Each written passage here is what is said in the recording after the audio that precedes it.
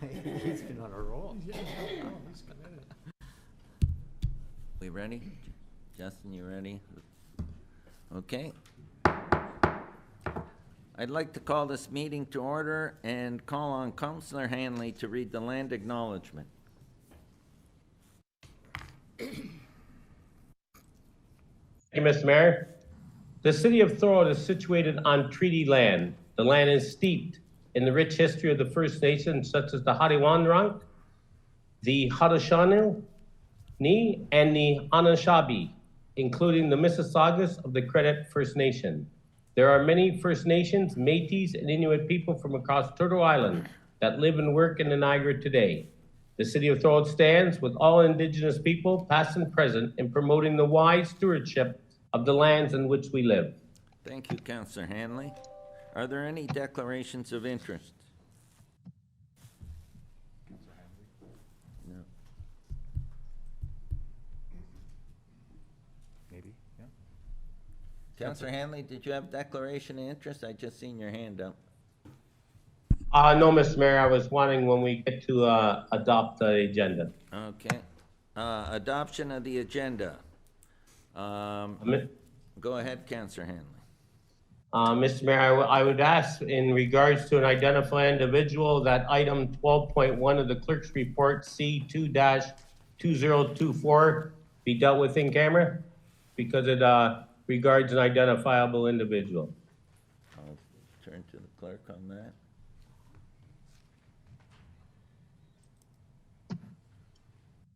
So what we can do, Mr. Mayor, is we can hold that item until after closed session. We can go into closed for a discussion regarding an identifiable individual or personal information regarding an identifiable individual and deal with it afterwards. Okay, is that good, Councillor Hanley?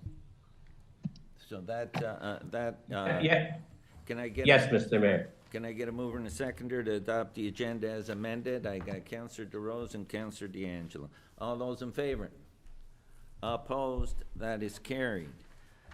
Adoption of the minutes. Can I get a mover and a seconder to adopt the minutes? I got Councillor Decker and Councillor Didavidas.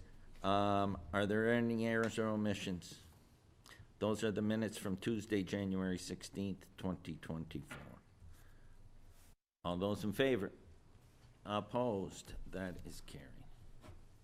Mayor's report. On January 17th, I was joined by Councillors O'Hare, Didavidas, Regional Councillor Whalen, City staff, and Crime Stoppers representative Riza Gatbanton as we raised the Crime Stoppers flag, Niagara flag, at City Hall.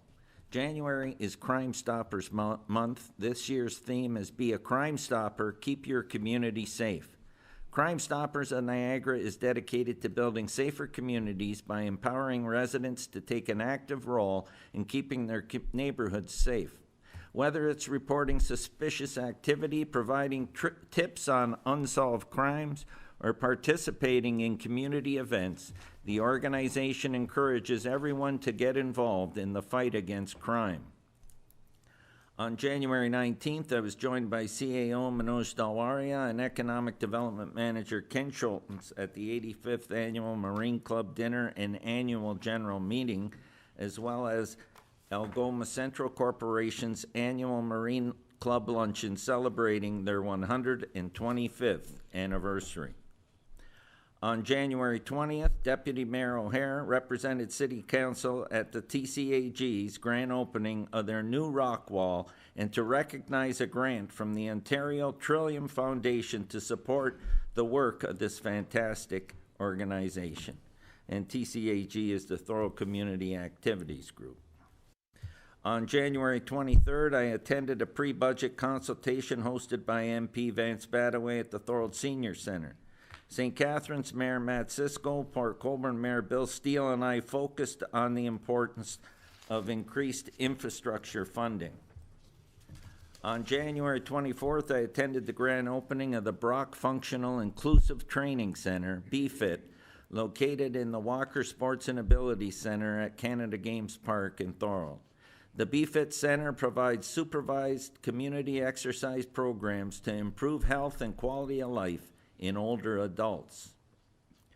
On January 27th, Deputy Mayor O'Hare represented City Council at the South Niagara Rowing Club's annual Captain's Dinner and Awards Banquet held at Amici's Banquet and Conference Center in Thorold. Thorold Secondary School has recently become a member of the South Niagara Rowing Club. On January 27th, the anonymous donor, a City of Thorold business person, hosted a food giveaway for families in need. This drive-through or walk-in event was held at the Holy Rosary Hall church parking lot. A huge thank you to the anonymous donor, the Knights of Columbus, the numerous community volunteers, as well as Councilors DeRose, D'Angela, and Longo. I was thrilled to be a small part of this heartwarming community initiative. On February 1st, CAO Manoj Dalwaria and I attended Chief Brian McCulloch's retirement dinner at Club Italia in support of the Niagara Regional Police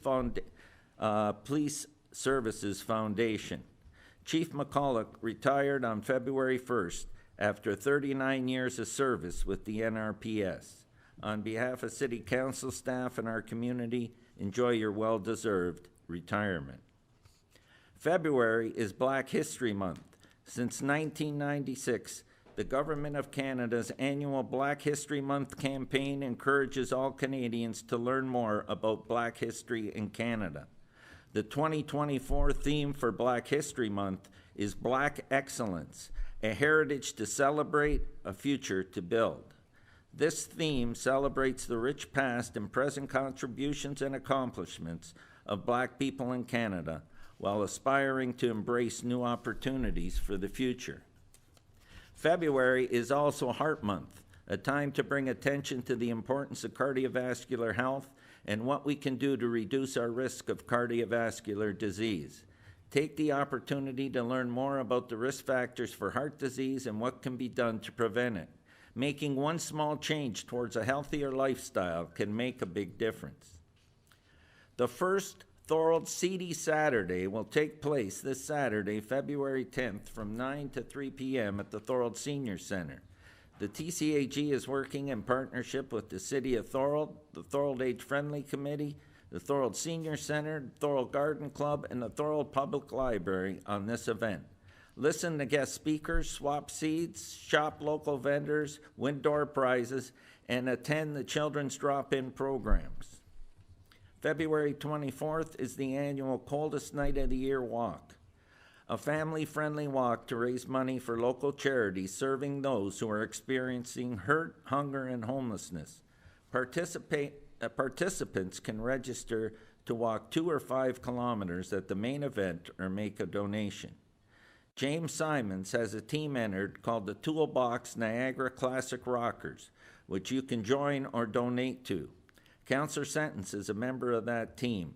For more information, please visit cnoy.org/home. That's cnoy.org/home. Our heartfelt condolences, thoughts, and prayers go out to the family and friends of Pamela Mins, who passed away on January 23, 2024. She was 94. Pamela's leadership with Heritage Thorold, LACAC, and Heritage Preservation were legendary. She spearheaded the efforts for the City of Thorold to be nationally recognized, resulting in the city receiving the Prince of Wales Prize for Municipal Heritage Leadership in 2017. 2 years ago, she was awarded the Order of Canada, and she received numerous other awards and recognition during her lifetime. She was an amazing lady, a true ambassador for heritage preservation, the City of Thorold, and the entire Niagara region.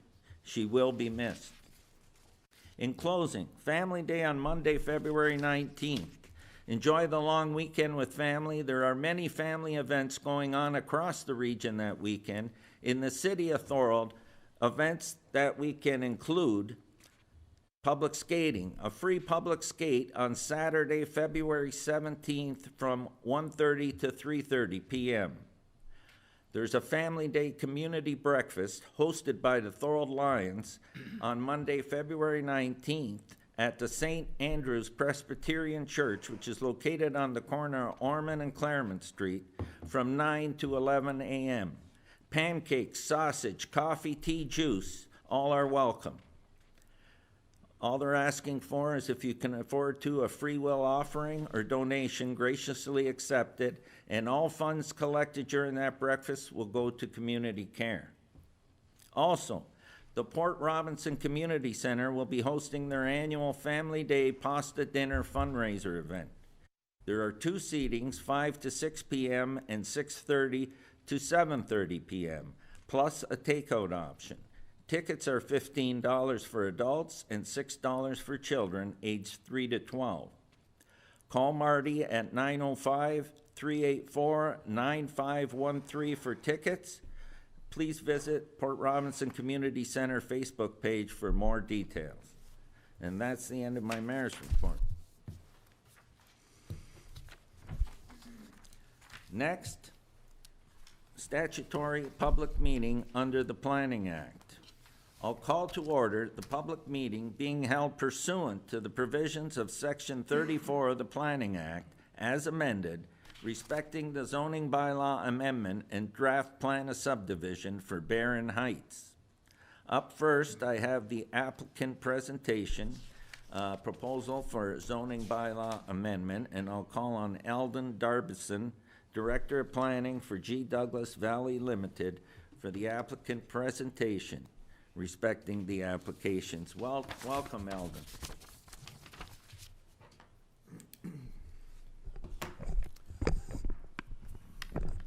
Right. Thanks very much for having me. Tonight's public meeting is for a proposal for a zoning bylaw amendment and a draft plan of subdivision. We call this Barron Heights. It's in Allenburg. The Planning Act requires notice of public meetings. The city confirmed that the circulation did occur in accordance with the Act, and signs were posted on the property not less than 20 days prior to tonight's meeting. My name is Eldon Darbison. I'm a registered professional planner with G. Douglas Valley Limited. We're here on behalf of our clients, Cola Holdings Incorporated. So the subject lands, they're located on the south side of Barron Roads, west of Allenport Road, east of the Canal and Center Street. They are on the south and west sides. They're surrounded by an active railway. The lands are about 5.4 hectares. They're vacant, and they're within the urban area of Allenburg. This slide shows, it's a little tough to read, but this slide shows the draft plan of subdivision as well as some of the existing lots in the immediate area along Barron Road, as well as a stormwater management pond on the far left. The proposal is for 86 total dwelling units. They're made up of a mix of single detached, semi-detached, and street townhouse unit blocks. The townhouse unit blocks will contain a maximum of 4 units per block. The proposed zoning bylaw amendment application breaks down several zones here. The R1C, which is the orange, this is a rezoning to permit single detached dwellings. The pink, which is an R2B zone, will facilitate the development of semi-detached dwellings.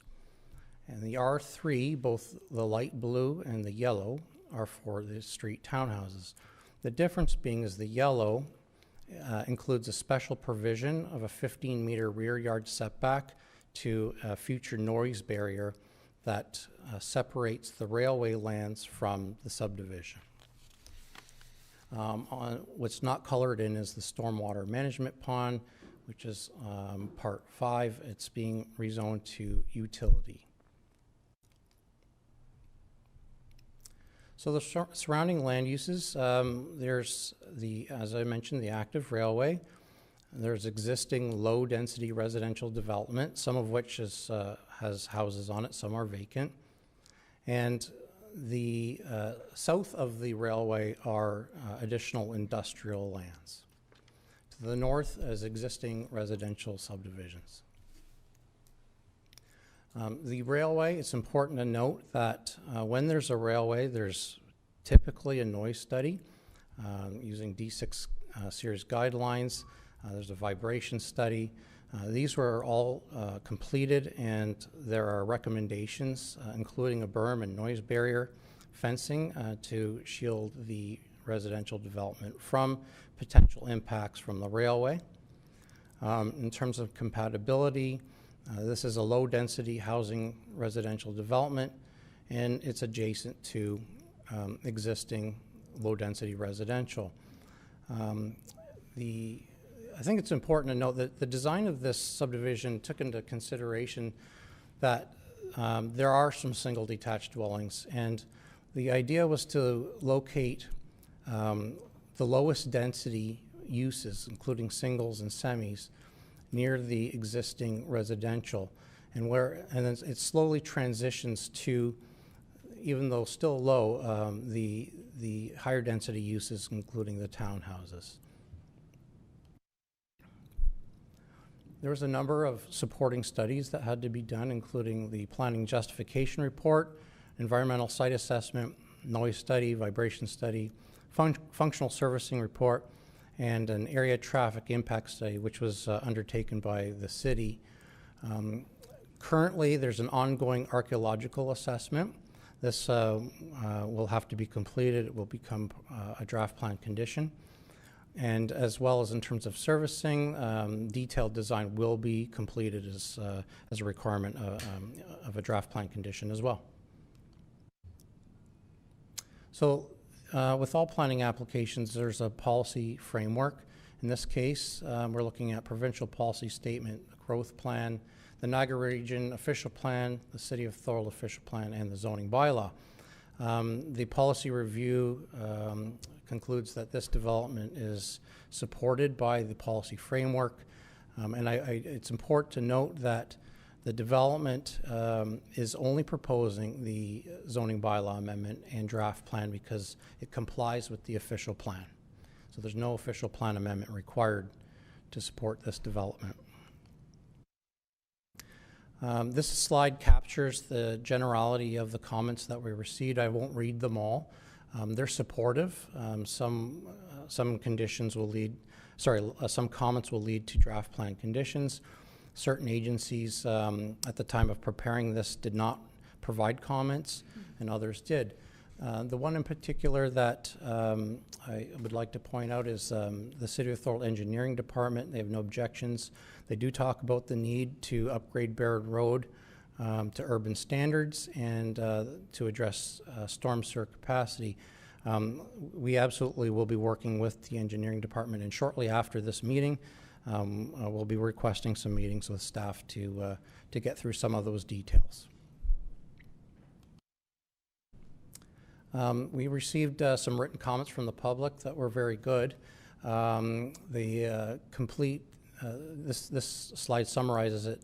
Generally, the comments indicate that we're supporting studies completed to mitigate impacts on city services, noise, vibration. As I'd mentioned previously, yes, they have been done. As part of draft plan conditions, we'll be doing detailed design as well. Good concern raised here about noise generated from construction. Absolutely, there will be some noise. However, the City of Thorold has a noise control bylaw, and all construction has to conform to that bylaw. Some final other comments, questions about the inclusion of green space, privacy fencing, transit connections, and the barrier from the railway. So yes to the barrier. Green space, we've proposed cash in lieu of parkland dedication for this property. Privacy fencing is controlled by the City of Thorold fence bylaw. And in terms of a transit connection, this is my understanding is a regional responsibility. As Allenburg continues to develop and increase its population, I suspect that there will be a need to review public transit for this area. So in closing, the development is encouraged by and complies with all levels of policy. It does not require an official plan amendment. The provision, it provides a variety of much-needed housing types to the area. They're safe and compatible with surrounding land uses. The development supported by the studies and city services and capacities will be confirmed during the detailed design process. Thank you very much. I'm here to answer any questions. Thank you, Alden, and I'll open up the floor to any questions from councillors. Go ahead, Councillor Sentence. Yeah, thank you, Mr. Mayor, through you. Thank you for the presentation. I just had a question. I like that you're addressing some of the residents' concerns, but you said something about the privacy fence. Will you be putting up a privacy fence from where your development is and the existing houses are? At this time, it has not been identified as a need. Those houses have very large backyards. I suspect that there's ample separation between uses. So at this point in time, no, we're not proposing any privacy fencing along those properties. Okay, I would just keep that in mind. It always helps neighbors when something like this is going up and you have fences. So if you could keep that in mind for them as you go through this process. I'll take the shot first here. Sidewalks, you're having sidewalks? During detailed design, absolutely. It'll be a municipal standard, so we will be providing sidewalks. And this leads into my my question. There was another development on Center Street, and I asked the proponent there if they would help with sidewalks, help develop it. Barron Road needs a sidewalk as well. Would you be interested, or could you help us? I think your residents, people that are going to buy your house, are going to want to go for a walk the dog, whoever's going in there. Would you help us look at putting a sidewalk on Barron Road as well for your residents and for the residents that are there, because it's a treacherous walk right now? Yeah, that's a great question. So one of the requirements is the urbanization of Barron Road. Is that sidewalks are in there? My understanding is that that would include a sidewalk at least on one side. Okay. Maybe Mr. Holman could speak more to that. I'm good if that's part of it. Thank you very much. That's good. Good. Go ahead, Councillor O'Hare. Thank you, Mr. Mayor. Through you to Mr. Darvison, thanks for coming in and presenting this. I have a few questions. We've been presented with multiple subdivision plans in the past year. This is the first time we don't have a rendering or a concept of what the actual subdivision is going to look like. So can you comment on that? I know it's in your reports that you'll provide that later in a later stage, but it would have been nice to see something more physically related to the residential areas that you're going to be building. Okay. Through Mr. Mayor, do you mean a rendering of what the houses are going to look like? Absolutely. Okay, I understand. No, we did not prepare that. We're not certain if the owners are going to build the dwellings themselves, so they have not got as far as designing the dwellings themselves, or whether or not the property would be sold. So that's why there is no rendering, is that we're not that far down the pipe. But the zoning itself will facilitate the urban form. So what we can expect or possibly expect is that the complete layout may change over the course of the next few months or year, whatever time it takes you to determine the development of the subdivision. Is that what you're saying? Through you, Mr. Mayor, no. The draft plan layout, the lotting fabric, is being reviewed and hopefully approved by, recommended for approval by staff. And the zoning that's being proposed will ensure that that lotting fabric, if you will be constructed with single semis and street townhouses in the particular order in which we had described on that slide this evening. Okay. A couple more questions. One is regarding the 5-meter barrier and berm that is required to restrict the sound. Is that carved in stone? Is that a definite 5-meter tall fence, or is that something that you decide upon as work progresses? Through you, Mr. Mayor, that's a great question. No, that is required. That study made a recommendation. I'm confident that staff would not move any kind of recommendation forward in support if that study did not identify the specific requirements for that barrier and berm. And also related to the barrier, you talk about the properties having a 15-meter setback due to the railway. Will there be a secondary fence on the tenants? I believe it's block 22 to 32 that will be facing that barrier. Will there be a initial fence and then a 15-meter no man's zone before the noise barrier is put up? Is that how you're predicting that to occur? Through you, Mr. Mayor, no, the barrier is the fence, which means that anybody who owns those lots has a much bigger backyard and can put, you know, a shed or anything back there. But the purpose of that setback is to ensure that no habitable space is located too close to that barrier. No, excellent. And the only thing I'm going to point out is that hopefully the barrier will be ultra secure. As there's going to be residents there's going to be children playing. The last thing we want to read about is an accident occurring because someone got past the barrier and played on the track. So I really hope that the engineers, the designers are really focusing on that to make sure that it's extremely safe and impregnable as well.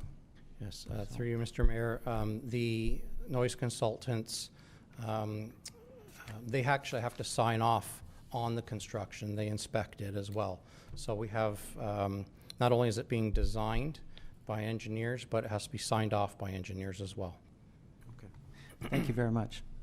Thank you. Is there any further question? Go ahead, Councillor DeRose. Yeah, through Mr. Mayor, thank you for the presentation. Any possibilities of any affordable housing in this subdivision? Through you, Mr. Mayor, no, this subdivision does not include affordable housing. However, we have designed it to include a variety of housing which will appeal to different incomes. Any commercial entities? I didn't see that. Through you, Mr. Mayor, no commercial. Okay, thank you. Are there any further questions? Go ahead, Councillor DeAngelo. Thank you, Mr. Mayor. Thank you, Eldon, for presenting and coming back to this chamber. Some of the questions have been answered, but I have a few more just sort of follow-ups to start in no particular order. Just the barrier that's being built along the train tracks, is that going to be a very permanent barrier when you're looking at the engineering design of it, such as like a concrete barrier as opposed to a wooden barrier? Because what happens in some cases is barriers that are less expensive are built, and then 10, 20 years down the road, they have to be replaced. That now becomes a cost of the city. So is that going to be taken into consideration in terms of longevity of the barrier that's going to be designed and built there? Yes, I believe it's a wooden barrier. However, in my experience, we have some alternative and reasonably priced construction techniques that will not only meet the 20 kilograms per square meter, but provides longevity as well. Okay, excellent. Appreciate that. The other, I just want to go back to the existing residents in that there wasn't really a plan to put a fence in place. I know Councillor Sentence mentioned that. I would highly recommend that you go back and look at some sort of design to put a fence in place there. That way it's consistent along the whole properties, because if not, what happens is you'll get some, you won't get some, and then it'll look sort of dilapidated and not uniform. And most developers, if they were developing the whole property, would be putting a fence in there. Other developers have done that when the city's asked. So maybe if you could take that back and revisit that more thoroughly to help satisfy some of the neighbors' issues that live along the existing area. Through you, Mr. Mayor, we'll definitely discuss that with the clients and staff. Okay, thank you. Through you, Mr. Mayor, I have a few more questions here. Will there be a provision in the land purchase agreements for the properties that are abutting the railway, that they're fully aware that there's an existing rail use going on there, so that later, when someone buys that home, they can't say, well, I didn't know the train was here, you're gonna have to stop it, it makes too much noise. Is that gonna be embedded into the land purchase agreements? Through you, Mr. Mayor, that is a recommendation of the noise study. Warning clauses must appear in purchase and sale agreements, which means that it'll be a condition, not a condition, it will be a requirement of the final agreement. So yes, people have to know that there is a railway there. Okay, excellent, good to know. We talked a little bit about sidewalks. It's good to see that we'll be developing a plan there. Along with the sidewalks, when I look at this design, will there be ample parking for vehicles on the streets and within the units that are being built? And I just want to highlight, this is Allenburg, so it's not an easy place to get to. You need a vehicle to get there and to get anywhere. So ample parking is very critical to me in producing this. That's where maybe a schematic of what, I know you gave us the lot design, but I'd like to see, I would have liked to see a little bit more with the housing types and what sort of parking would be associated with that. How will you address additional parking requirements that are needed? Because I know the city's moving to a sort of a policy of parking only on one side of the street to make sure emergency vehicles get in, make sure plows can get through. So how is that going to be handled as you move forward with this plan of subdivision? So the zoning bylaw, whenever a building permits issue, it has to comply with parking. So if I'm not mistaken, there's 2 spaces per unit required. The shape of the internal road, especially on the, we'll call it the periphery lots, they're a little bit wider, and the design includes townhouses that with a maximum of 4. So you have more spaces between units, which means that there's more road frontage to park on. So yes, there will be more room for on-street parking, and because of the nature of the size of the lots, there'll be more opportunity to park in driveways and garages and so on and so forth. When to you, Mr. Mayor, when the final report comes back, can we have a summation of how many estimated parking spots you'll have on the road along with the properties that are there? Through you, Mr. Mayor, we can prepare a schematic. Okay, because I know we've looked at other developing situations where they built some additional parking, either part of a lot or additional that's not on the road but provides, because it provides additional parking, but not specifically road parking, but off to a side. My only concern is when you mentioned 2 cars per household parking, so if someone lives there and they have 2 people out there and they work, they start driving around, they come home, so there won't be any room for visitors to come and park. So it then now becomes a hazard for the street and a hazard in the wintertime when plowing. So if you can consider that, that'd be great.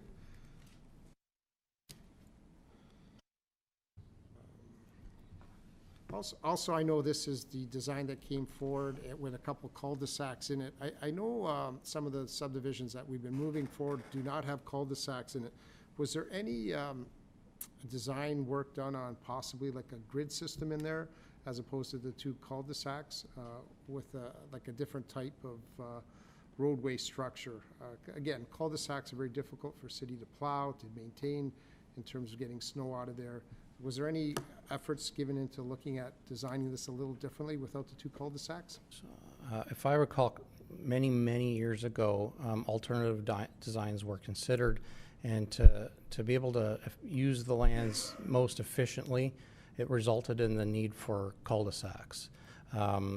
It's just a unique shape of lands, being like a U shape, so it made the design of the subdivision a little bit more challenging. The grid system would also use up a lot more road, which means that you're going to have less development as well, and more pavement, more services. So, but that's, I mean, again, we've been working with this design for many, many years. So it's been a long time since I've seen the alternative concepts. Okay, thank you. And just the last one, I don't know if you have this answer, because it was brought up regarding the urbanization of Barron Road. Will this development be subject to development charges, which will then hence pay for some of the urbanization on Barron Road? I don't know if you can answer that, or if I have to have a staff member answer that. I know development charges are changing. I know we have to do a background study. Has this been taken into consideration in our background study? Or is this additional cost that we need to put forward into that study? If I could, maybe it's not really directed to Eldon, but maybe through our staff. Is there any, Maria or Jason? Or Jeff? I would. Through you, Mr. Mayor, I'm not certain if Public Works has added it, but if it's not, we're still in the data gathering, and we'll make sure it's in there. That's excellent. Good to hear that we still have an opportunity to close it. I think you've covered all my questions at this point in time. Appreciate you coming with the presentation and answering my questions. Thank you, Alden. I got Councillor Longo next. Thank you, Mr. Mayor. My questions have been answered. I'll wait till the planning report comes forward for staff. If you got a question, go ahead, Councillor Denny. Thank you, Mr. Mayor. Eldon, I was just had one question about the vibration, and Henry mentioned about the noise. It would be something there about the vibration that they can't come after you or even come after the city, and the long-term shaking. They might say, hey, why did the city let them build a house there? My foundation could have a crack. It would be something there to protect both of us. Through you, Mr. Mayor, that's very good. The noise study, noise and vibration study, talks about going back for an updated study. So essentially, they're going to, once that barrier is in place, they're going to remeasure the railway and the impacts on the vibration. That report will produce recommendations about how to mitigate any potential vibration through physical construction of the dwellings. The physical construction of the dwellings will have to be engineered in accordance with their standards, signed off by the engineer, and when constructed, also inspected. So it's, you know, safeguard after safeguard after safeguard, stamped by an engineer, as well as warning clauses. Okay, I do like the setup of this and multi-use of residential here. It's awesome.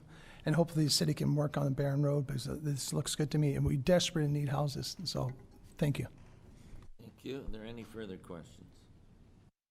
Seeing none, Eldon, thank you very much. Oh, who had the question?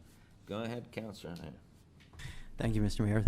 Through you, one short question, Mr. Darvison. You mentioned earlier about the dedicated parkland. I'm looking at your Appendix A draft concept plan from the Planning Justification Report. Are you referring to Block 34, where the stormwater management is going to be located, or are you thinking somewhere else in the subdivision? And it would be great to have it if you really are going to add it. Yeah, through you, Mr. Mayor, no, the stormwater management block is not parkland. We're proposing cash in lieu of parkland dedication for the subdivision. Okay, thank you. Okay. Once again, thank you, Eldon. Thank you for your presentation. And now we're going to move on to registered speakers. We have 3 registered speakers this evening, and after they have addressed council, anyone else present online or in person will have an opportunity to speak on the applications. Please provide your full name and address for the public record when you come up to the podium. Please note you have 5 minutes to address members of council and the public. Up first, I have Adam Franick. Is Adam here? Yes, go ahead, Adam. Please state your name and address to council.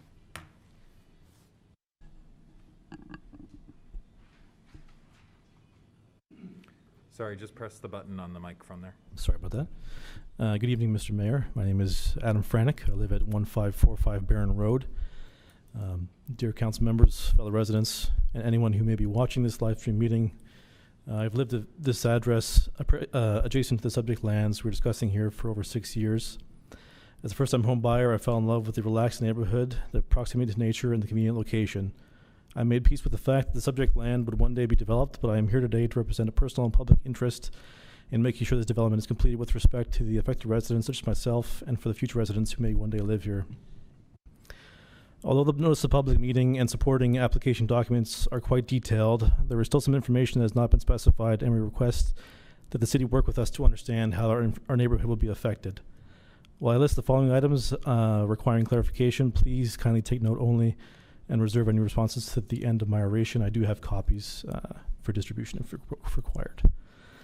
Other than the water and sewer services studied as part of the planning process, will there be any effect on the existing gas and electrical services? Will metered costs increase? I do not see any third-party reports in the supporting application documents to prove that our properties will not be negatively affected in this way. Second question would be, why was a full environmental assessment not completed, or why is there no plan to complete one? After reading through the planning justification report and Halix's environmental site assessment, I saw no indication of research into the proposed development's effect on the local flora and fauna, despite the proximity to natural heritage, woodland, wetland, conservation reserves, and endangered species as listed in the NHIC data. My correspondence with the NPCA and MECP thus far confirms no requests have been made or made public, and Halix has noted that no existing assessments were made available to them. The ESA report and interpretation only show that no contamination or runoff risks are anticipated. With those questions in mind, we have some related proposals to add as requirements to the zoning bylaw amendment. I want to reiterate that we're not against the development in its entirety. Affordable and available housing is vital to the improvement and continuity of our region, and more people deserve a chance to have a place where they can live and build a happy life as I have done. That being said, we want to ensure that this expansion is not simply for the financial benefit of the developer, packing in as many high-priced residences as possible without considering the well-being of the current and future owners is not, in general, a sustainable solution. We disagree with the PGR that there are no negative impacts on the existing neighborhood, and we disagree with Valet that they have adequately followed the guidance of the City of Thorold official plan and provincial policy statement. If possible, please share the sketch that I have prepared and sent to the council administrators to help demonstrate our proposal. We request the following items be added to the agreement with the developer.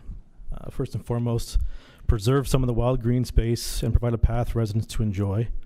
Some of us have already lost a strong connection with local wildlife now that the land to the west of the tracks has been clear-cut. The deer are no longer present, the birds and rabbits have already been pushed further afield, and I expect this trend will continue. We do not agree that the natural heritage and character won't be dramatically diminished, impacting the socioeconomic benefits currently enjoyed by the existing residents. My property is especially affected by this layout by placing a roadway immediately adjacent to the side of my yard and an intersection that is essentially connected to my driveway entrance. We ask the city that make it a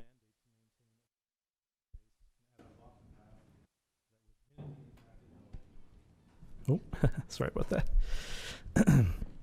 Studies have proven that this kind of access is essential to the physical and mental well-being of all residents.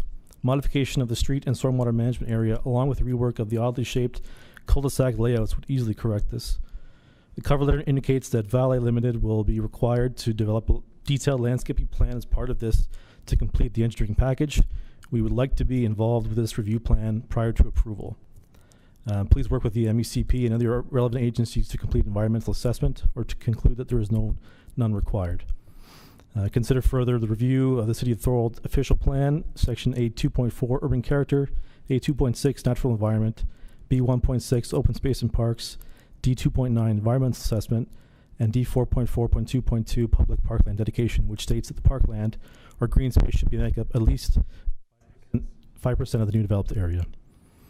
As mentioned, maintain privacy for the current residents by including backyard fencing for the landscaping plan, and improve general access to the area by adding sidewalks and creating a transit loop that connects the existing Thorold bus system just north of the subject lands.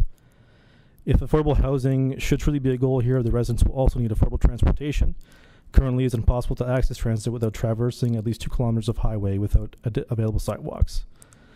In general, we are concerned with the wording of the PGR and how dismissive it is. For example, this application is submitted in anticipation of the study and the findings that no traffic concerns are related to this proposal.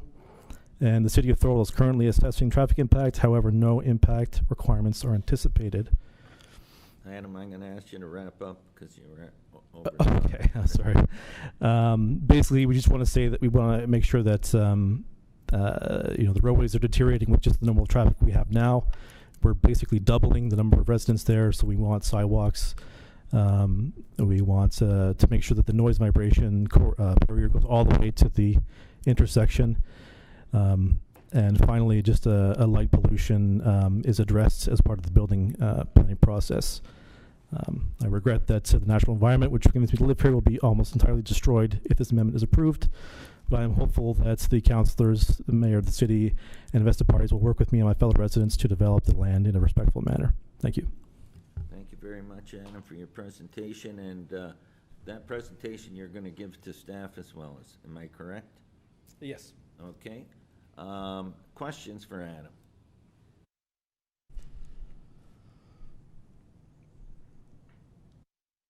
Go ahead, Councillor O'Hare. Thank you, Mr. Mayor. Through you to Adam. Adam, thank you for coming in. It shows that you're well prepared. I really can see that.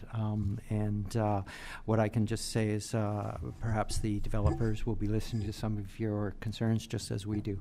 So thanks for taking the time. Thank you. Questions? Okay, seeing none, thank you so much, Adam, for your presentation, and please make sure the appropriate staff get copies of that. Okay, thank you. Up next, I have Pauline Beauchamp, and is Pauline here? Is she online?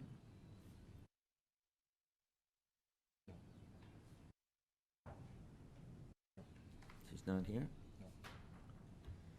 Okay. I'm going to move on to Ron Gibbon.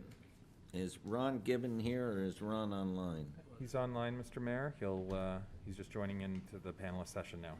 Okay, so up next, Ron, would you please state your name and address?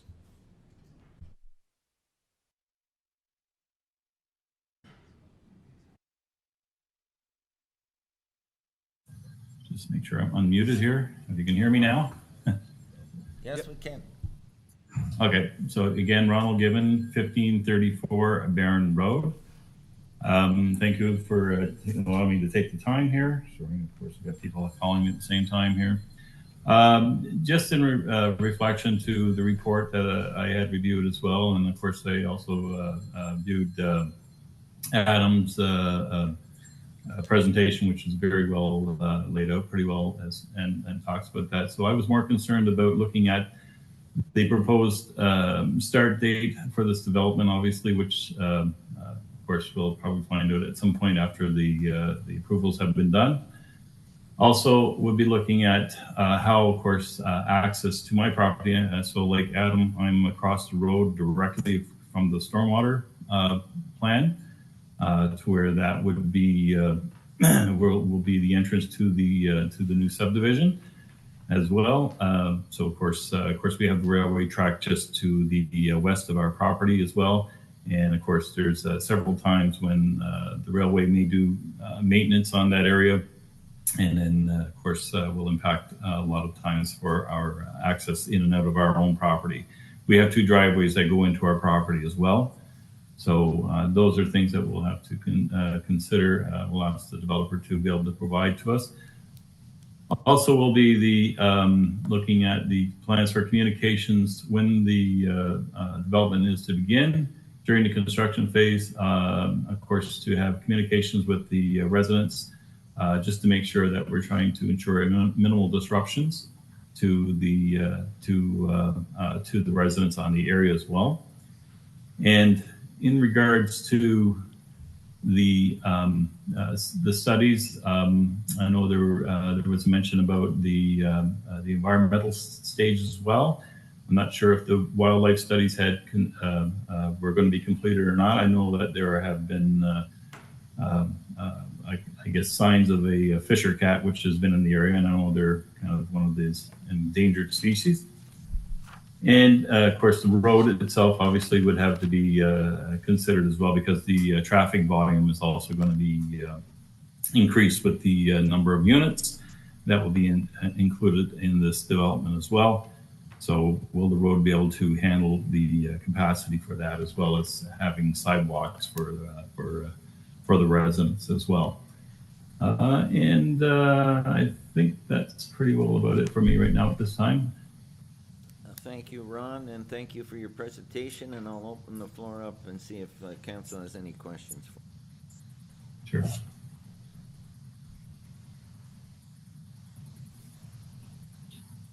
Seeing none, Ron, I want to thank you for coming to council and presenting this evening, and all your points will be duly noted. Okay. Thank you, Mr. Mayor. And now I'm going to open the floor for anyone who's in the council chambers or online who wishes to speak on the application. Is there anyone in the council chamber that wishes to speak to the application? Or anyone online? Is there anyone online? Go ahead, sir. Give us your name and address, and the floor is yours. My name's Aaron Racine, 1504 Barron Road. My main concern is that we do have a lot of developments going on in Allenburg right now, and we have no sidewalks to walk family, dogs, walking down the street. It's already very treacherous at Gaynor and Barron Road. We do have the police there often because people blow through there going above the speed limit. Now, if you're getting another 80 homes, 2 cars a home, 165 more cars going into our area from just that way, let alone the Weens property at Center, and then the other 12 that are going on in Center Street. I just don't know what the plan is. Are you just going to keep a stop sign there? And then if you're going to do a sidewalk on one side of the road with the ditches, even Gaynor Road itself is super treacherous to have anyone go through it. So my big concern is that how are we handling triple the volume of the people that we already have there and trying to keep your family safe as you walk down there? So that's my main concern. Well, I thank you for coming and presenting, and I'm going to open the floor if there's any questions from council. Go ahead, Councillor DeAngelo. Thank you, Mr. Mayor. I don't really have a question, but more a direction for staff. Is this, are we doing a traffic study at all regarding? Well, that there we can talk about when the report goes on the floor, which will be right after this. Okay, all right. Yeah. That's, my question is to the resident, would you be supportive of a traffic study to help improve the area in terms of how traffic is managed? Yes, 100%. We've already tried to get speed humps put in before the stop signs. There's a bunch of us have already tried to get that done due to the fact that it is a 50-kilometer zone and no one drives that. So it's, on any given day, if you walk down the side of the road there, it's dangerous and everyone's moving at a high rate of speed. With all the extra cars going down there, it's 2 stop signs in Allenburg's not very much to keep traffic at a halt. Okay, that's duly noted, and we'll discuss that a little later. Thank you. Thank you. Is there any other questions? Hey? No? Okay. Thank you very much. It's Aaron? Aaron, yes. Thank you very much for coming, and thank you for presenting, and your points are duly noted. And there'll be more, this is just the public meeting portion. Obviously, there'll be a response to all this. For sure. Moving forward. All right, thank you. Thank you so much. Again, is there anyone in the council chambers or online that wishes to present on this particular application? You see it now? I know we had Pauline Beauchamp that was a resident that was scheduled to speak, but she's not here. Hopefully she'll be able to submit a written presentation. So, go ahead, Councillor. Well, Mr. Mayor, I was just going to ask that. When can individuals, if they're not here or they unfortunately couldn't make it, what timeline do they have to put in a written submission for it to be included as part of the process? Is there a time on that? I'll ask Jason or Mark. What's the deadline for that?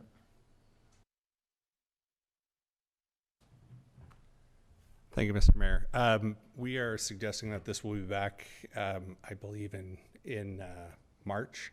So the opportunity, obviously, the sooner we can get any comments in, the better, so that we can incorporate, have discussions with the developer, and make any modifications. So absolute deadline would probably be by the end of this month. Okay, thank you. Okay, one more time, is there anyone online or in the chambers that wishes to speak on this application? Nothing? Okay. Seeing none, we'll move on to the planning report, DS1 2024. Report DS 51 2023 is only presented to council for information purposes. It is currently open for questions or comment from members of council. Please note, all comments will be captured by city staff and incorporated into the final report, which will be brought forward to a future council meeting for consideration. Can I get a mover and seconder to put the report on the floor? I got Councillor Sentence and Councillor Longo. So now I'll open the floor to comments or questions from members of council, and I've got Councillor Longo and then Councillor DeAngelo. Councillor Longo. Thank you, Mr. Mayor. I do have a few questions for staff. I just want to make sure that all the comments are captured from Mr. Sorry, the name, Mr. Franek, I think it was Mr. Gibbons and Mr. Racine. I just want to make sure all those comments are captured in any report that comes back and they're addressed. Mark, do you want to comment on that?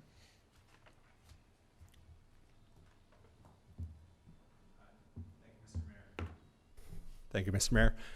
We have recorded all of the comments. We will be reviewing it, as well as all of the comments and feedback that we received from council as well. And the written submissions. And the written submissions as well.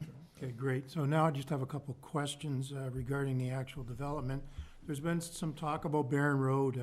Obviously, we're increasing number of residents sort of drastically. Will the report come back and give a definite answer on development charges and how we pay for what I guess would be considered urbanization of Barron Road for sidewalks on one or both sides after a traffic study's done?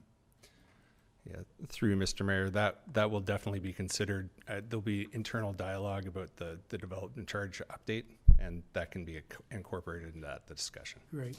And my final question was, I know it was mentioned from the proponent, and Councillor asked a question, cash in lieu for parkland. You know, cash just gets spent, but, you know, in my opinion, we need parks because kids could care less about the money and more about a place to play. This is the third development going in, and there's been no increase in the number of park amenities out there. Can we see if there's a way to work with the developer to maybe use some of the land in this development for green space and parkland? And that's just a question I'll put out there. You don't have to answer it now, but that's my request, that we figure out a way to get some parkland out in the south side of Allenburg.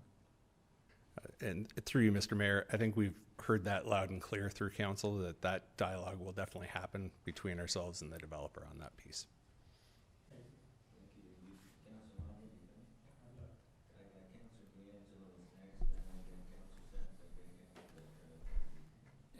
Thank you, Mr. Mayor. I'll follow a couple points that Councillor Longo mentioned. One was the parkland dedication and the fee. Could we take a more strategic, I know we can work with this developer and put a small piece there, but could we take maybe staff have a more strategic look at Allenburg and see what can be done in the Allenburg community? It may not be on this, it may be another piece of parcel land that's more central as development happens, and that's where you take the cash and you buy another piece. Is there something that could come back in the report of a more strategic look at this as opposed to just plopping a small one here, a small one there, that may not suit everyone's needs and be difficult to get to? So that, again, I like the idea of potentially putting one there, but if that's not going to be really realistic, depending on the size of it, what other options are available for council to work with this developer and all the other developers that are coming with other future developments in that area? So that sort of just, I could throw it to the staff and see what they can do regarding that. That would be beneficial.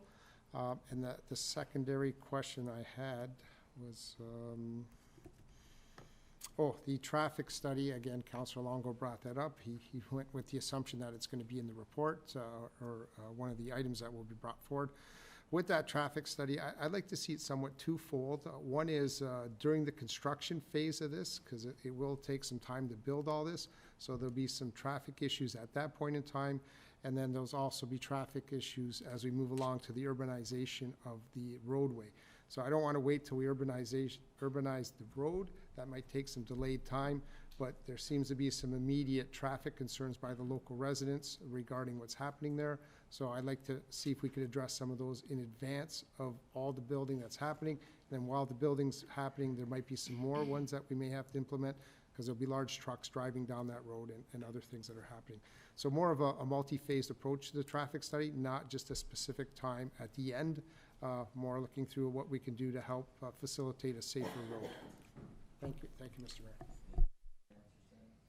Thank you, Mr. Mayor. Through you, I just, maybe I'm off here, but I believe we have a traffic study that's been done, or is in the process of being done. Is that correct, Jeff? Through Mr. Mayor. Yeah, this study started 2021. There was a public meeting in May of 2022, and a consultant received a lot of good feedback at the time. He's gone back, and we have a draft report that I think we want to take through the Roads, Safe Roads Committee. And we'll be looking, as Councillor D'Angelo suggested, at a short-term and a long-term solution, because we know we have problems there today without any more development, and the increased traffic as a result of development will necessitate some more capital investments in the road.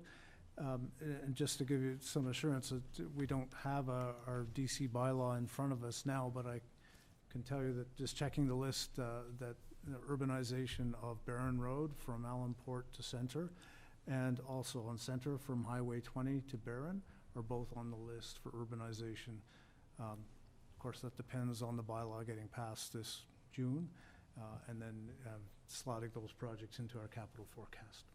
Great, thank you, Jeff. I just wanted the residents to know that there is something going on, that is a treacherous area, and we are doing something about it, and we'll continue to do something about it. So, thank you.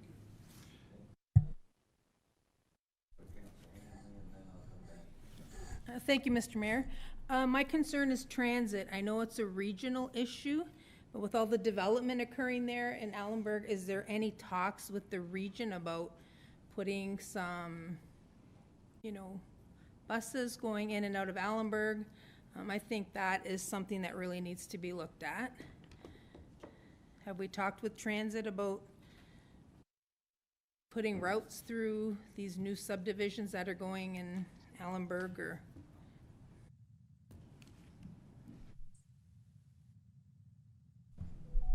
Through you, Mr. Mayor, thank you for the question. So right now we have been having larger communications around transit. We know that's an issue. And so the region has set up a specific office geared towards building transit. And so those are conversations that we are currently having. That's great, because I think it is something that we really seriously need to look into, especially in these areas with all the development occurring. So hopefully they'll seriously look into putting some bus routes in these areas where all the development's happening. Thank you.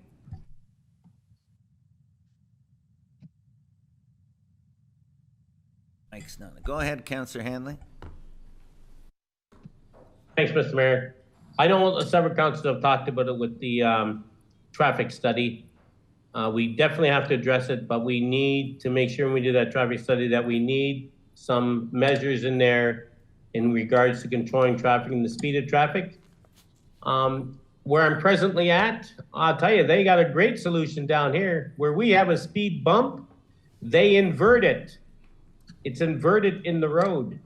So when you get there, you're not getting to a hump, and I'll tell you something, traffic goes slow. They got a good way of controlling it down here that I'm gonna present to council, but we can't only worry about the traffic study. We need to have traffic calming measures. As the resident mentioned, there's 2 stop signs, Barron Road and Gaynor, Barron Road and Center Street, and then there's another one at Center Street and Highway 20.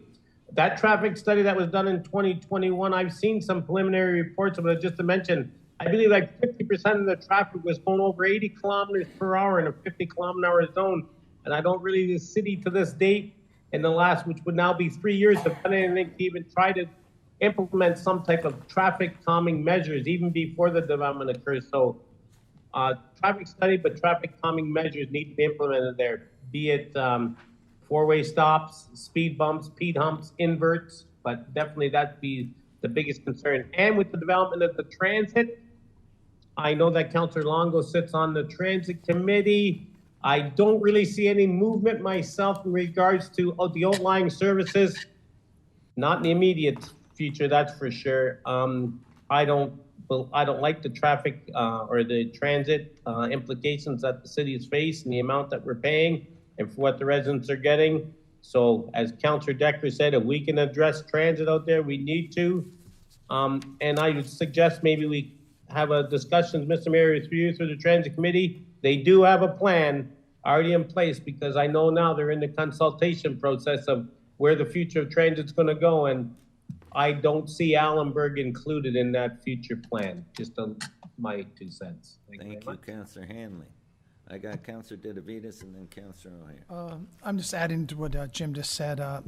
During the construction phase, and if we can get that going right away, put some speed bumps up there, because I spoke to a couple of residents tonight, and they're worried about all the traffic on Barron Road and with the trucks coming and going now, and things start moving. If we just throw something there for now, just to slow them down. Councillor O'Hare. Thank you, Mr. Mayor. Through you to Mark. Mark, you mentioned that recommendation will be coming back in perhaps March, perhaps April. Will there be elevation drawings then? Is this the point where we'll start to see what they have in mind in terms of a development?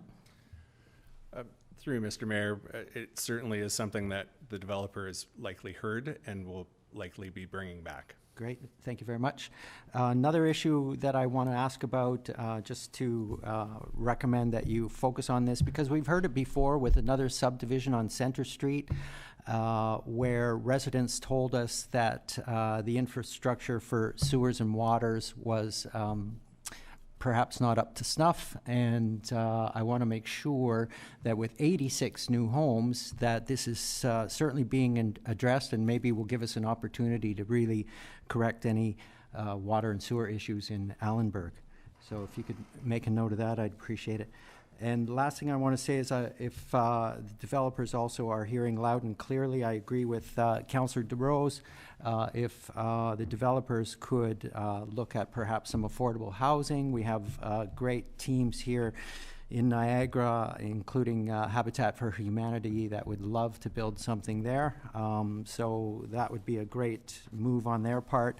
And the last one was also agreeing with Councillor Longo in the green space. Money is money, as he says, and we do need the green spaces more than ever. So I think these are topics that we all agree on. Thank you.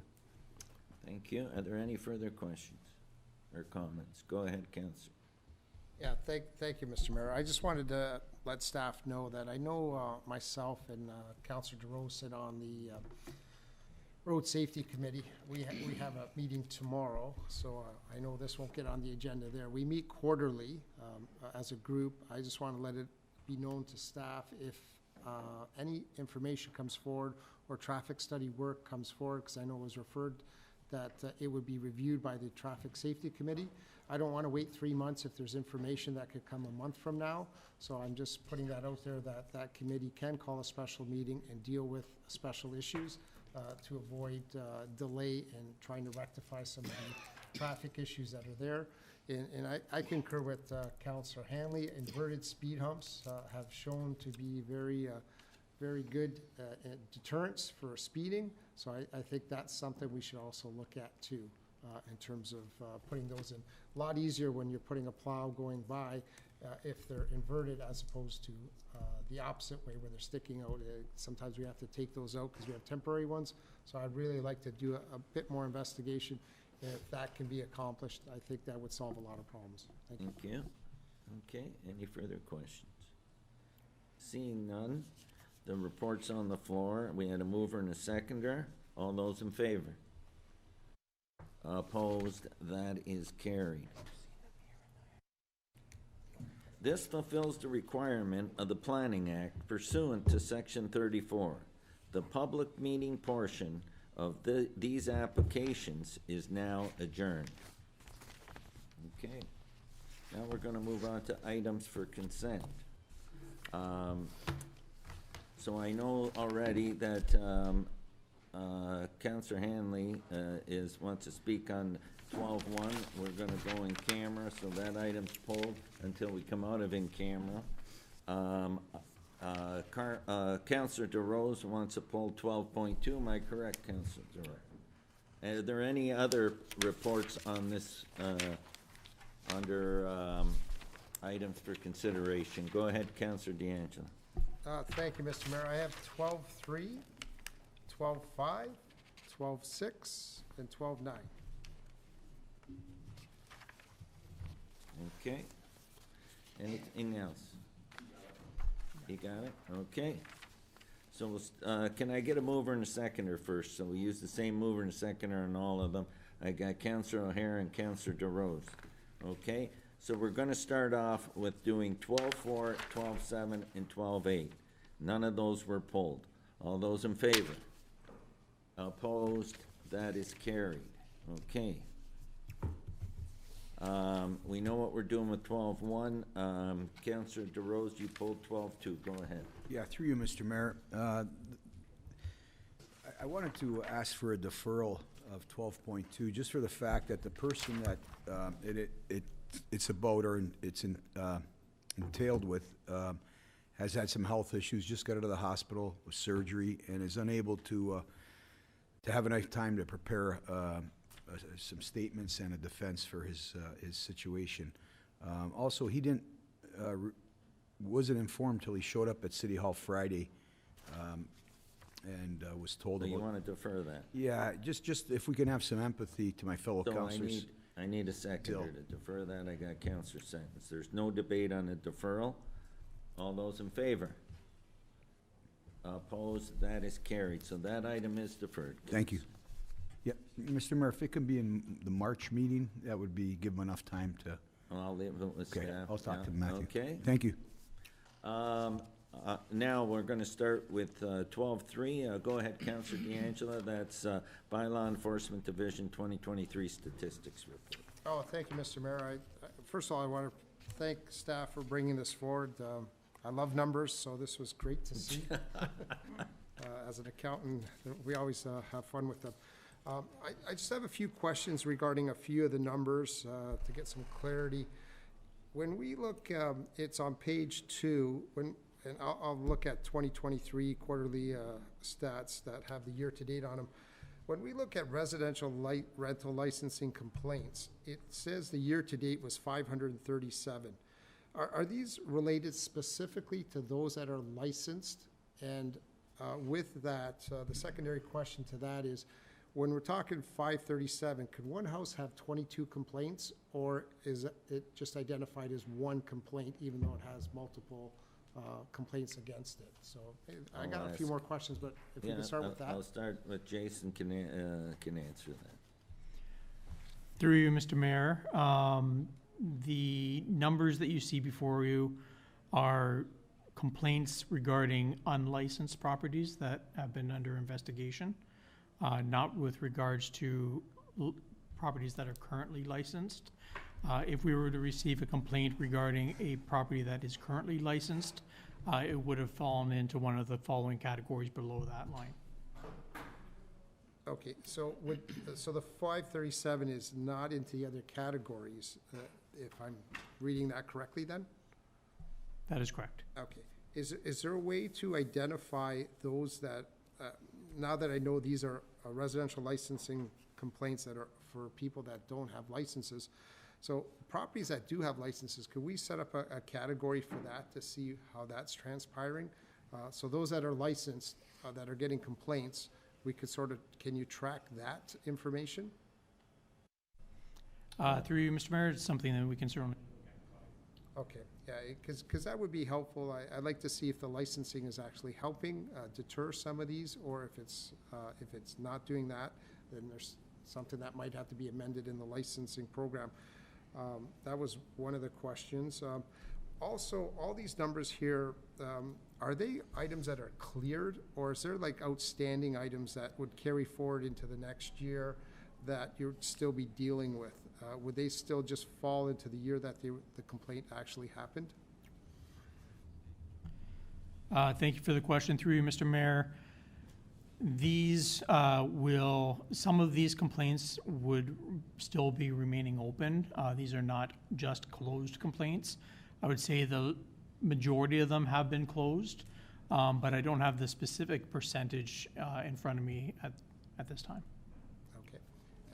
Another question to you, Mr. Mayor, is that I talked before about doing a graduated licensing program, specifically for those rental properties that are licensed, and if they have issues that they're consuming staff time.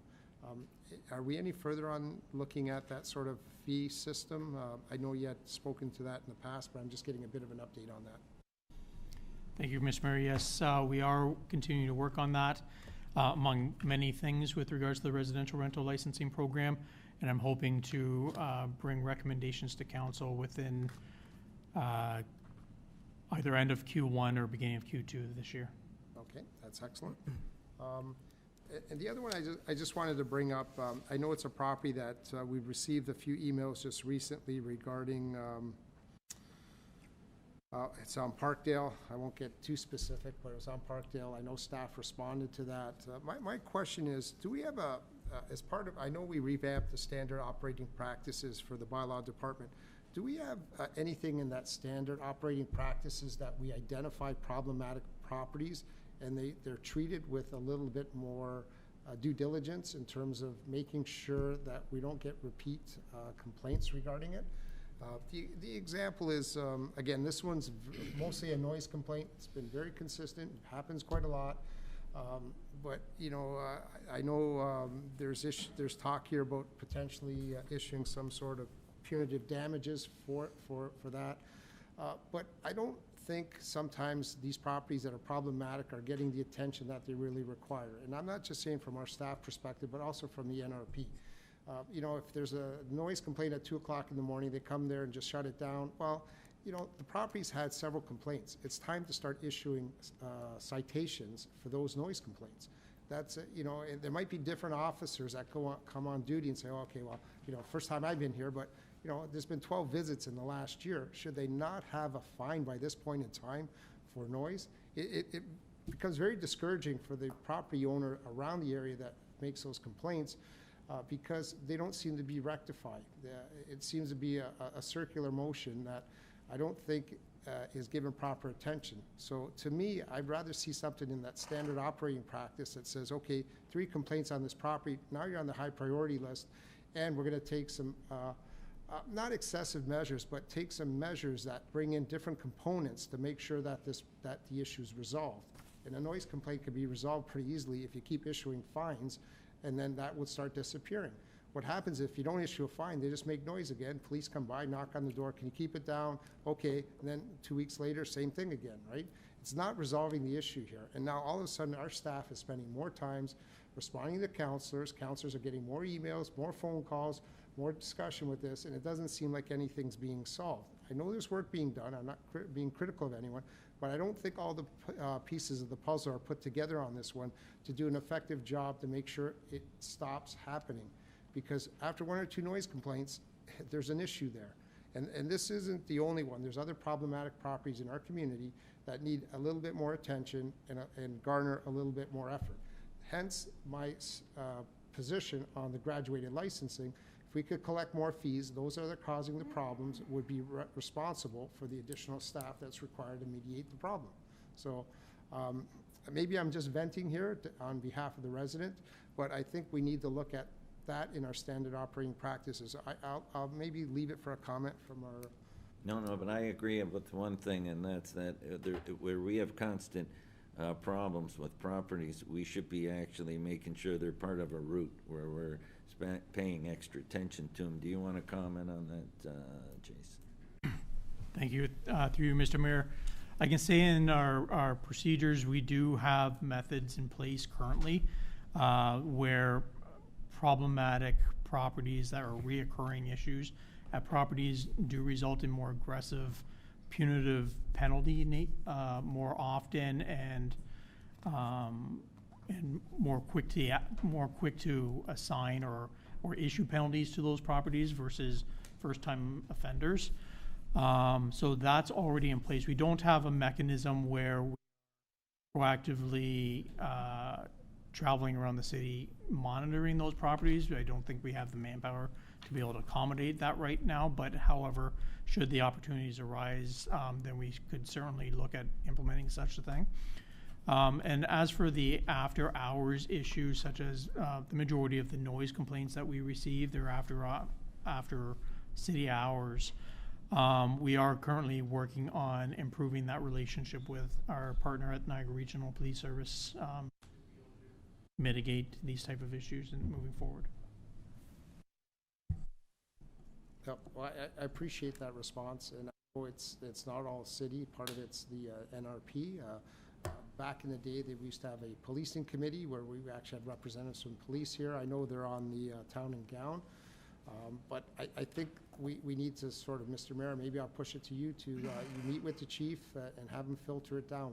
They have a new chief now, Bill Forty, excellent gentleman. I've talked to him, and I'm going to be inviting him to come here and make a presentation to council as well, for starters, because he's new, and I think it'd be a good exercise. Yes, presentations are great, but I think a bit of an active committee to address some of these key issues that are in our community need go a long way. Again, the squeaky wheel gets the grease sometimes, and we have to be up there focusing on these issues because, like I said, it's easy to feel sorry to give someone a noise complaint ticket, but at the end of the day, someone's being affected by that ticket not being issued. So to me, that's very critical and important. Yeah, I'll leave it.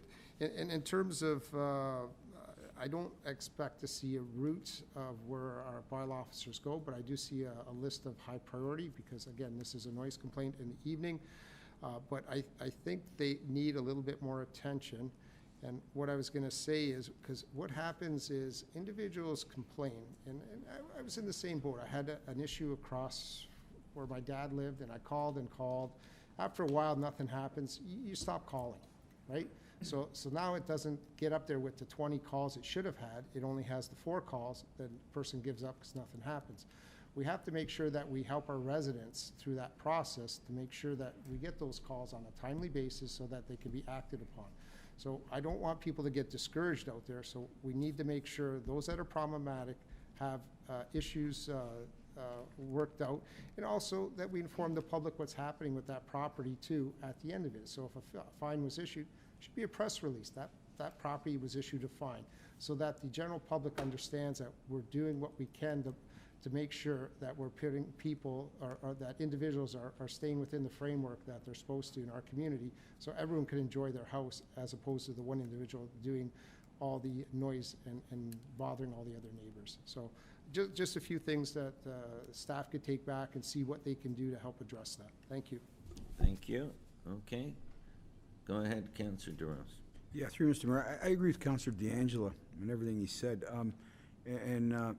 I just wanted to have Jason refresh my memory. I know we discussed about having bylaw later at night on Fridays, Saturdays, but I think it's a contractual thing. Is that correct? Through you, Mr. Mayor, this did come to council in the past, and I don't recollect the details of the discussions, but there were some budgetary impacts as a result. So council elected not to move forward with that at that time. We do have officers working in later evenings for special events such as St. Patrick's Day, Halloween, homecoming, and those type of events, but not on a regular routine or schedule. Okay, maybe going forward, I in the future, I may ask for something in that respect, just to get numbers again, because I can't remember at this point. But no, thank you, Jason. I appreciate it. Go ahead, Councillor Dinderberg. Through you, Mr. Mayor. Jason, do we share the information with the NRP so they know whose the troubled houses are, so they can maybe treat them a little differently? So we share the information back and forth? Through you, Mr. Mayor, we are continuing to develop that relationship with NRP, as I mentioned earlier. We aren't able to share all information with them and vice versa due to privacy laws, but we do work together to the best of our abilities, and we're continuing to evolve that further within the parameters that we can work within. Okay, because I think that'll be a good help for them so they know who they're dealing with, their history. Thank you. Okay. Okay, we had a mover and a seconder, same ones for all these, so all those in favor? Opposed, that is carried. Okay, so now we're on to 12.5, Lakeview Cemetery Administration Building Renovation Tender Award. Councillor D'Angelo. Thank you, Mr. Mayor. I just want to congratulate staff for getting this going so that we can get the shovel in the ground and start, getting that building built to meet the needs of our citizens that utilize those facilities. The one here is the demolition that I'm,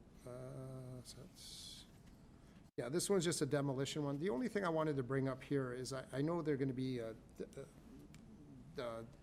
clearing out the building, making sure it has all products that shouldn't be in there, or not products, items out of there.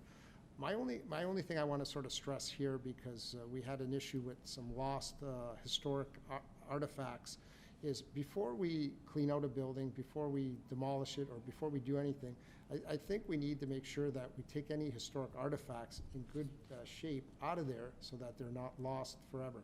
We're talking about a museum here in Thorold. Looking at that was at our budget, but if we don't have items to put in it from historic value, items disappear. And I could give you some examples in the past here that we've lost very, very important items. So I want to just make sure if we maybe develop a policy that has that embedded in it, we can remind staff at this point in time that, or invite someone from the historical museum to look at some of the artifacts if need be, because someone's garbage is another person's treasure. So if you don't know what it is, it may be thrown out, but yet it may be something that needs to be kept moving forward. And I don't want to jump too far ahead, but we're now talking about old former City Hall. I know there's stuff up in storage up there. We're going to be looking at that later on. Same thing there. I don't want stuff just disappearing. So before any of the documents, even as simple as item as a tax bill from 1960 may not seem really relevant, but it's very historic, right? So instead of shredding it, we can offer that to the museum for safekeeping and let them be the deciders of what is historic, what is necessary to keep, and what's not. So I don't want to lose out. We've lost historic pictures through whatever reasons, and now to try to recreate that, it's going to be very difficult. So I want to be proactive on that, because we talk about maintaining our history, traditions. We're losing all those, and we're sort of rubbing Thorold out of the way. We got to stop that. So I think we need to take that step. That's my comments, Mr. Mayor. Thank you. Well, it's been duly noted. Go ahead, Councillor O'Hare. Thank you, Mr. Mayor. Through you I guess this would probably go to Jeff. Do we have a time frame when they're going to be starting and possibly completing? And this is great news, by the way, so it's a wonderful, wonderful job done. Thank you, Mr. Mayor. We were hoping to get the renovations complete by Mother's Day of this year, but we can expect probably about 4 to 6 month construction, depending on when we get started. So it'll likely be midsummer by the time we have some type of a grand opening here, but it's going to be a fantastic project. Yeah, absolutely. And is our contract with the trailer for the full year, or can we end that whenever we're able to move into the building? I don't have the firm answer, Mr. Mayor, but the CAO maybe can answer that. Jeff will get you that answer, okay? Okay. Is there any further questions? Seeing none, we have mover and seconder on all these. All those in favor? Opposed? That is carried. PWCS 13-2024, design build of development services offices at 8 Carlton Street South, tender award. Councillor D'Angelo. Thank you, Mr. Mayor. Well, I gave my little speech regarding any historic artifacts that are up in storage to really go through that to make sure everything is kept that is historic in nature. The other item I wanted to mention, it's history repeats itself. We're moving City Hall back to the older part of Thorold, which is half of it, which is great.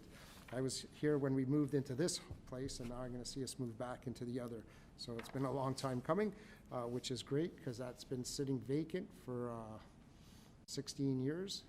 So it's great to see it being finally utilized again. The design looks really good. It looks like it has room for expansion, which is nice to see. I think there's up to 35 seats, if I counted it right, for staff to be up there. The only question I had for you, when I was looking, I know it was just a design that was put in there. The reception area, is that going to be a reception area that has a person there, or will it be more of a reception where you come in, you contact the person that you're talking to, and they'll come out and meet you? Is that what's maybe through staff to get a better understanding? Jason. Thank you. Through you, Mr. Council, or Mr. Mayor. It's late. Thank you for the question. Yes, that reception area will be manned all the time. The staff will be sitting there. That'll be their permanent location. It was hard to tell from the diagram, so just for moving the city forward, we have so it's important. Again, the utilization of the building.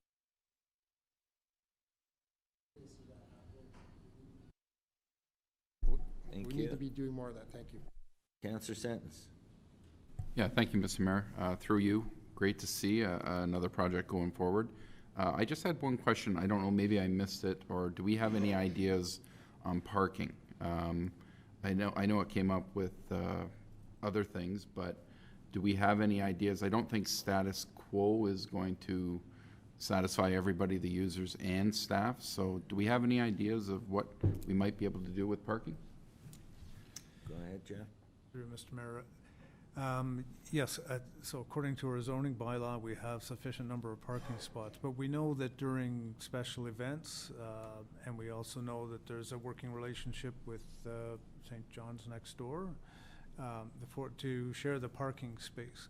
As we add more staff, then obviously there will be some impacts depending on timing. So we've been looking at about half an acre or acre and a half, I can't remember, just to the east of the Canadian Corps building that can be expanded. And you'll see in the report that there is a sizable contingency that would allow us to work that out and to add that to the project. And we'll come back at some point in the future. We're just in the process of finalizing the lease with the Thorold Senior Citizens Association and just initiating some discussions with the church next door. And we'll find out the best way to manage the existing space, and if we have to expand, we can. Great. I'm glad we're looking into it. Thank you. I had Councillor Dedavides, and then I have Councillor Longo after. Mine is more of a comment than a question. I'm happy that the Mountain View Construction is doing the job. It's fantastic we can get a local business to work with the city, no matter if it's big or small, but I'm just glad to see a local company doing it, especially when they're so involved in the community and they do so much for Thorold and employ so many people. Thank you. Go ahead, Councillor Longo. Thank you, Mr. Mayor. My question's along the same line. I just want confirmation. I know Mountain View Homes is huge in our area. This is an affiliate of Mountain View Homes, Mountain View Construction? I'm guessing yes, but I'm going to leave that to staff. Through you, Mr. Mayor, it's the commercial branch of Mountain View Construction. Yeah.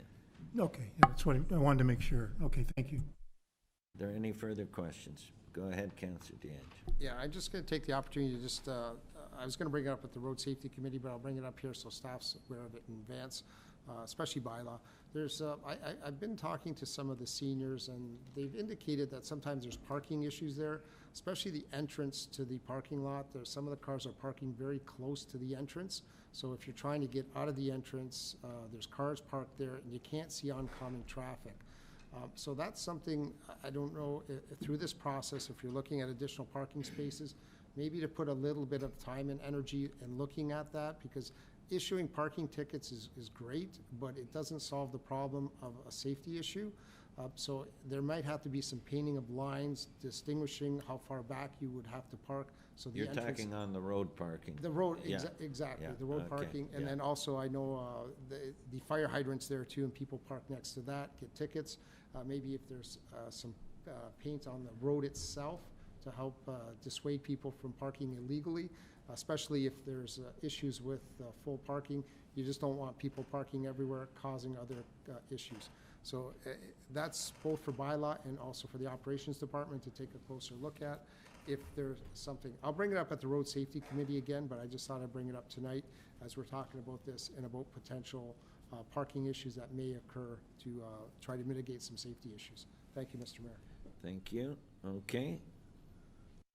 No further questions. We have mover and seconder. All those in favor? Opposed? That is carried. We've done the next two. We're on to DF 03-2024, 12.9, Voice Communications Information. Councillor DeAngelo. Thank you, Mr. Mayor. It was me that requested this because when I was going through the accounts payable listing, I saw quite a bit of extensive billing to, I don't know if it was Bell Mobility, one of those cell phone companies. And I just wanted to make sure or be reassured that we're not spending excess amount on communications through having landlines and also having mobile phones.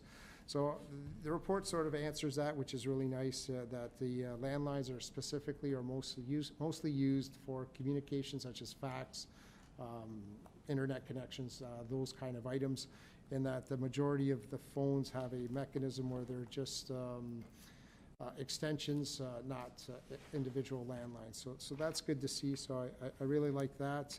In that, yeah, there wasn't much else to speak of. I just want to make sure we weren't getting duplication of services. And I see there's quite a bit of mobile ones. I'm just hoping that we're just issuing mobile ones, just not to every single, like we're having 21 new employees. I can't see them, all 21 new employees getting mobile phones. The ones that are on the road, such as bylaw, maybe some of the operations people have that. So I hope we consistently keep looking at that, because it does get expensive when you're utilizing mobile services. And that's, and we're comparable to some of the other communities that was noted on here. So I appreciate the report. Thank you very much. Thank you. Okay, so we got the mover and the seconder. All those in favor? Opposed? That's carried. Okay, we're gonna do items for consideration and notice of motion before we go into closed session. So items for consideration, FESC 2020 C1 2024 update on the declaration of emergency for homelessness, mental health, and addictions. And can I get a mover and a seconder to put this report on the floor? I got Councillor DeRose and Councillor DeAngelo. Okay, and the report's on the floor, and our Chief Terry Dixon's here to answer any questions or any other members of staff. Is there any discussion on this? Go ahead, Councillor DeRose. Yeah, through you, Mr. Mayor, I just want to thank any regional staff and our staff that have shown some progress with this, and that's the whole reason why we keep bringing it up. And just, you know, the squeaky wheel gets the grease, so I think we got to keep our foot on the pedal, and it's getting more dire daily for many in our community, so it's very sad to see. So I'm glad this report came out, and looking through it, it's very detailed, and I think we still have to keep up and not just accept accolades and move on. This is got to be a focus going forward. Thank you, and thanks for what you're doing, I Chief want to Dixon. add a friendly amendment to the mover and seconder, and that's in the last one that says the mayor and regional councillor Whalen be requested to continue efforts. I think it should say the mayor, regional councillor Whalen, and city staff. I'd like to add the word city staff, and the reason I do that is our city staff, especially from bylaw and different departments, work closely with the region when we get issues, and so I'd like to make sure that that's part of that, is The mover and seconder are good with that. Go ahead, as a friendly amendment. Go ahead, Councillor Long, did you want to comment on that? Mr. Mayor, I think that's a great change to add city staff, but also I think we should add city council, That's- okay? Because we should all work as a team on this. So we'll Right. add, and city council and staff, how's that? That's a very good point. We're in this together. I think the work we've done and the work we've done through the region by doing what we did was a big push forward to get the region to declare the state of emergency. Yeah, I agree, Mr. Mayor, and I think we can continue as a team to advocate. That's all, that's what we can do, right? So- Yes, absolutely. Go ahead, Councillor Duro. Yeah, and through you, Mr. Mayor, I think it's reflective of the province's contribution financially to this endeavor. Thank you. Okay, so we had a mover and a seconder. We have the friendly amendment, so we don't have to vote on it separate, that we include city council and staff to that last part. Is there any further discussion on this? Okay, all those in favor? Opposed? That is carried. Notice of motion, I see Councillor DeRose has one, and then, yeah, go ahead, Councillor DeRose. Through you, Mr. Mayor, yeah, I want to bring up a notice of motion in regard to future budget requests, and I'll have more detail when You it work comes. with staff. Yeah, and there's no rush since we have a lot of time before the next budget, but one of the next few meetings, I'd like to solidify it with Matthew's help and our CAO's help. Thank And you. our CFO's help. Thank you. And that's duly noted. Councillor Sentence, did you have your hand up? Yeah, I'd like to bring a notice of motion that we bring back the civic recognition awards that we used to do and have a discussion on it, if we want to keep it the same or change it, but. You're talking civic volunteer awards? Yeah. Yeah. Okay. We'll work with staff. Because we used to do that once every term of I know. council. I think COVID really. And then it felt, we were ready to do one Yeah. when COVID hit. And so I think it's a good thing to. Bring back. Bring back, yes. Thank you. Okay. Anything else? Okay, seeing none, we're going to, now, can you put that up so I can read it? So we're now gonna go into closed session. Does Councillor Hanley need another link? Mr. Mayor, we've forwarded a new link to the closed session for Councillor Handley. Just want to confirm, Councillor Handley, that the wording is correct. Okay. I have it. And a matter respecting the first management identifiable under, yes, sir. Okay. Are we good? So I'm gonna if read you are. that. I'm Yep. gonna read it out loud, though. Yep. Okay? Okay, so do I get the mover and seconder after I read that? Okay, so, we're gonna go into closed session now for a matter respecting personal matters about an identifiable individual under section 239 2B under the Municipal Act 2001, City of Thorold, Integrity Commissioner appointment. Can I get a mover and a seconder? I got Councillor Decker and Councillor O'Hare. All those in favor? Opposed? That is carried.